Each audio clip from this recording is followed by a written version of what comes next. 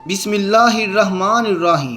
بیوی سے ہم بستری کرنے کا اسلامی طریقہ۔ میاں بیوی کے تعلق سے کچھ ایسے مسائل ہیں جن کا جاننا ضروری ہے۔ مسئلہ یاد رہے کہ شادی سے پہلے میاں بیوی اور اولاد کے حقوق کے مسائل سیکھنا فرض ہیں۔ حضرت سیدنا جنید بغدادی رحمۃ اللہ علیہ فرماتے ہیں کہ انسان کو جماع کی ایسے ہی ضرورت ہے جیسے غذا کی، کیونکہ بیوی کے طہارت کا سبب ہے۔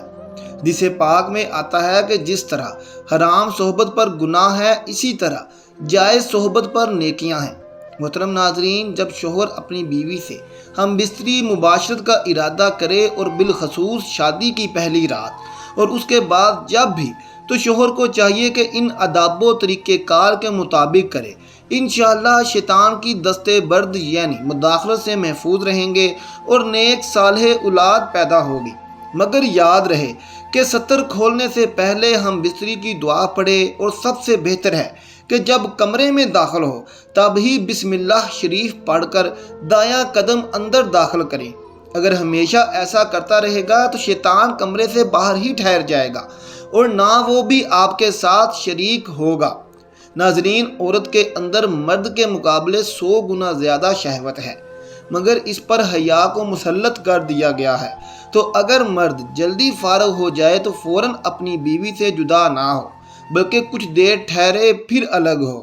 جماع کے وقت کسی اور کا تصور کرنا بھی زنا ہے اور سخت گناہ ہے، اور اس سے ہمیں ہمیشہ بچنا چاہیے۔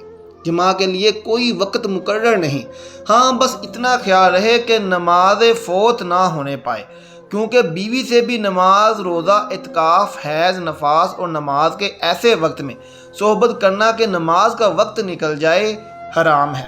مرد عورت کو ایک دوسرے کا ستر، شرمگاہ دیکھنا، چھونا جائز ہے، مگر حکم یہی ہے کہ مقام خاص شرمگاہ کی طرف نہ دیکھا جائے کہ اس سے نسیان یعنی حافظہ کمزور ہونے کا مرض ہوتا ہے اور نگاہ بھی کمزور ہو جاتی ہے۔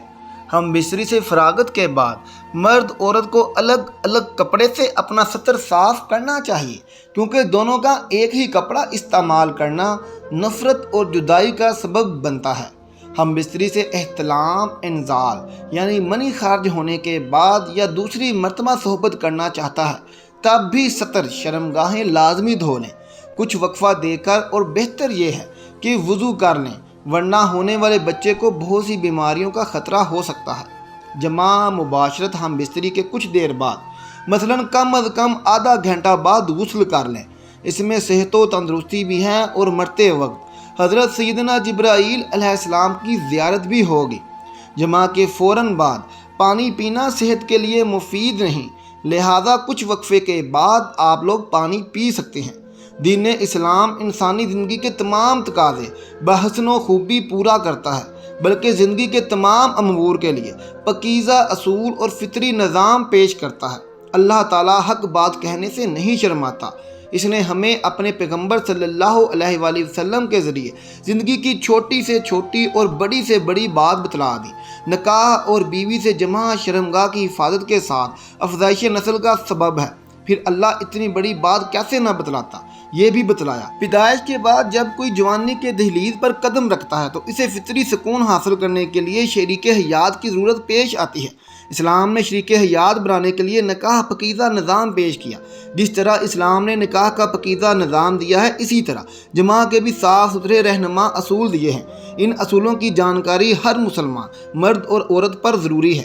یہودیوں کا خیال تھا کہ بیوی کی اگلی شرمگاہ میں پیچھے سے جماع کرنے سے لڑکا بھینگا پیدا ہوگا۔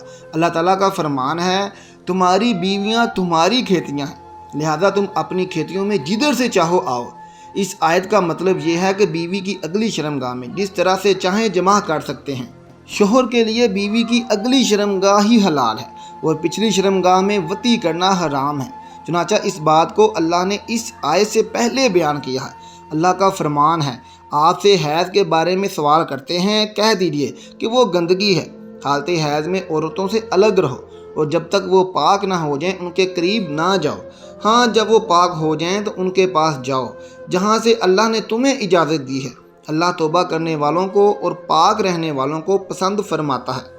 یہاں پر اللہ حکم دے رہا ہے کہ حیض کی حالت میں بیوی سے جماع نہ کرو، اور جب حیض سے پاک ہو کر غسل کر لے تو اس کے ساتھ اس جگہ سے جماع کرو جس جگہ جمع کرنے کی اجازت دی ہے۔ حیض اگلی شرمگاہ سے آتا ہے۔ حیض کا خون آنے تک جمع ممنوع ہے، اور جب حیض بند ہو جائے تو اسی جگہ جمع کرنا ہے جہاں سے خون آ رہا تھا۔ نبی صلی اللہ علیہ وآلہ وسلم کا فرمان ہے، ترجمہ: اور بیوی سے جمع کرتے ہوئے تمہارے عضو میں صدقہ ہے۔ صحابہ کرام نے پوچھا، اے اللہ کے رسول صلی اللہ علیہ وآلہ وسلم، ہم میں سے کوئی اپنی خواہش پوری کرتا ہے تو کیا اس میں بھی اجر ملتا ہے؟ تو آپ صلی اللہ علیہ وآلہ وسلم نے فرمایا، بتاؤ، اگر وہ یہ خواہش حرام جگہ پوری کرتا تو کیا اسے اس کا گناہ ہوتا؟ اسی طرح جب وہ اسے حلال جگہ پوری کرتا ہے تو اس کے لیے اسے اجر بھی ملتا ہے۔ ناظرین، قرآن و حدیث میں بیوی کے ساتھ ہم بستری کرنے کے دو ایسے طریقوں کو بیان کیا گیا ہے جس کو تقریباً ہر عورت پسند کرتی ہے، اور اس کو قرآن نے بھی پسند کیا ہے، حدیث میں بھی پسند کیا گیا ہے۔ آئیے اب آپ کو وہ دو طریقے بھی بتاتے ہیں۔ قرآن پاک نے ہماری ہر موڑ پر رہنمائی کی ہے، اور ہم بستری کرنے پر بھی شریعت نے ہماری بہت رہنمائی کی ہے۔ ناظرین، وہ دو طریقے آپ کو بتاتے ہیں۔ وہ دو طریقے کون سے ہیں؟ اللہ تعالیٰ قرآن پاک میں فرماتے ہیں، یہ وہ طریقہ ہے جو تقریباً ہر جاندار استعمال کرتا ہے۔ وہ طریقہ کیا ہے کہ عورت نیچے لیٹی ہو، شوہر اس کے اوپر ہو اور شوہر حرکت کرے۔ اس کو قرآن پاک نے بیان کیا ہے۔ عورت نیچے لیٹ جائے اور شوہر اس کے اوپر ہو۔ اس طریقے سے بیوی کے ساتھ ازواج تعلق قائم کرنا، اس سے شوہر کو بھی لذت ملتی ہے اور بیوی کو بھی خوب لذت ملتی ہے۔ اس کو قرآن نے بھی پسند کیا ہے۔ ناظرین، دوسرا طریقہ جس کو حدیث نے بھی پسند کیا ہے، جس سے مبارکہ میں ارشاد ہے کہ ترجمہ: بیوی جب نیچے لیٹ جائے تو اس کی دونوں ٹانگوں کو اپنے کندھوں پر رکھ لیا جائے، یعنی اس کے سرین کے درمیان بیٹھ کر حرکت کریں۔ تو اس کو بھی حدیث نے بیان کیا ہے۔ پہلا طریقہ تھا کہ اوپر لیٹ جانا ہے، اب دوسرا طریقہ ہے، حدیث میں وہ بھی یہی ہے، لیکن اس میں فرق یہ کہ دونوں ٹانگوں کو اٹھا لیا جائے اور حرکت کی جائے۔ یہ طریقہ ایسا ہے کہ جن عورتوں کو حمل نہیں ٹھہرتا تو بہت جلد اس طریقے سے حمل ٹھہر جاتا ہے۔ تو ناظرین، یہ وہ دو طریقے ہیں جس کو قرآن و حدیث میں پسند کیا گیا ہے۔ اللہ تعالیٰ سے دعا ہے کہ اللہ ہمیں دین کی سمجھ نصیب فرمائے اور ہمیں نیکوکاروں میں شامل کرے، آمین ثم آمین۔ آخر میں محترم ناظرین، تمام بہنوں اور بھائیوں سے اور تمام دیکھنے والوں سے گزارش ہے کہ کمنٹ باکس میں ایک بار سبحان اللہ ضرور لکھ دیں تاکہ اس کا اجر آپ کو بھی ملے اور ہمیں بھی، اور ہمارا چینل سبسکرائب کریں تاکہ ہر آنے والی نئی ویڈیو سب سے پہلے آپ تک پہنچ سکے۔ بہت شکریہ۔